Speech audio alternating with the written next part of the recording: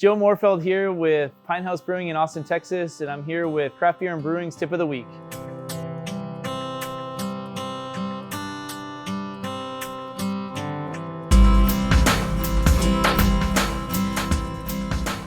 So when I'm looking at any hop variety, I'm not one to get bogged down in the spec sheet of a hop profile. So I'm not necessarily looking at oil content or alpha acid or some of the other numbers like linalool or geraniol or those compounds. To me, those are a good metric, but they don't tell the whole story. And what you really need to do is when you're evaluating your hops is you want to take the hop that you have, take a small sample, and you really need to warm up the hop. You can't just go to the hop and say, yep, that smells good. That's not going to tell you anything.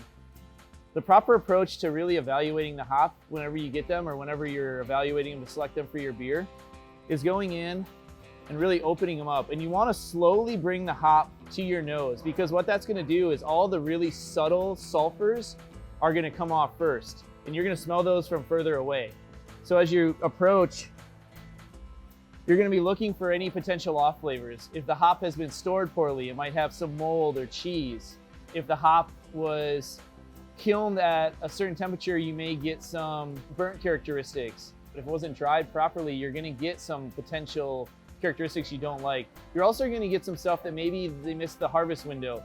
So you might get some diesel elements because it hung too long on the vine and matured too much. Or you might get some heavy chlorophyll because they picked it a little too early. It wasn't quite mature enough. So you really want to make sure that you're kind of hitting that sweet spot and you're looking for what this hop is supposed to be.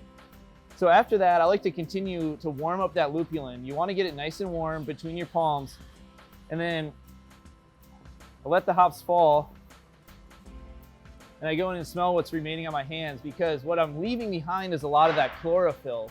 If I just smelled the pellet directly, I'm going to get a lot of the leaf planting matter.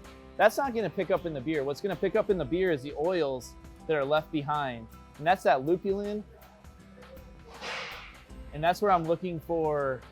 Whenever I'm evaluating a hop, that's what I'm really trying to smell. How is that going to translate into my beer? So when we go into rub hops, what we're looking at is, as that oil opens up, we're looking at things like citrus is always common. What we're trying to describe that is that citrus, sweet citrus, soft citrus? Is it tart? Is it a sharp citrus? Or are we looking at berry notes? Are we looking at darker berries or really bright berries like little wild strawberries? Are we looking at bubble gum? Is it more juicy fruit or bubblicious? Sometimes we get some like wine grape element. Are we looking at like Sauvignon Blanc, or like in new varieties like HBC 630, are we getting some kind of Napa Valley Cabernet? And so we try to establish that shared language, and then we look at how is that intensity? What's the most intense? And what are some of those more subtle flavors? Because in most of these hops, the survivable aspect tends to be the most intense. That's your oil. A lot of your sulfurs are your less intense ones. Those will get driven off in the whirlpool or kettle, or sometimes in the fermentation process. So those might seem really nice in the rub, but they don't always translate to the finished beer. So we want to be mindful of where is that big intensity coming from, what's that dominant flavor, and how's that going to play into our beer. And then we look at the beer it's going into. For us, with Electric Jellyfish making up almost 70% of production, a lot of our Citra and Simcoe really get defined on what that beer is. In more recent years that we've been able to select larger quantities, we're able to break out and say, most of it is going to this lot because it works well for this beer, but we're really excited about this other lot, and we think this could really cool in another one of our beers, or to play around with, because it has other elements. So one of the best examples in a hop that gets overlooked a lot is Chinook. I think Chinook is one of the best hops, and I think more brewers should use it because it is one of the most survivable hops. When a beer sits on the shelf and ages for a little bit, you'll still get the Chinook character in the beer, where when some of your higher sulfur-driven hops will die off, even in the best made beers, they'll die off, the Chinook will be there.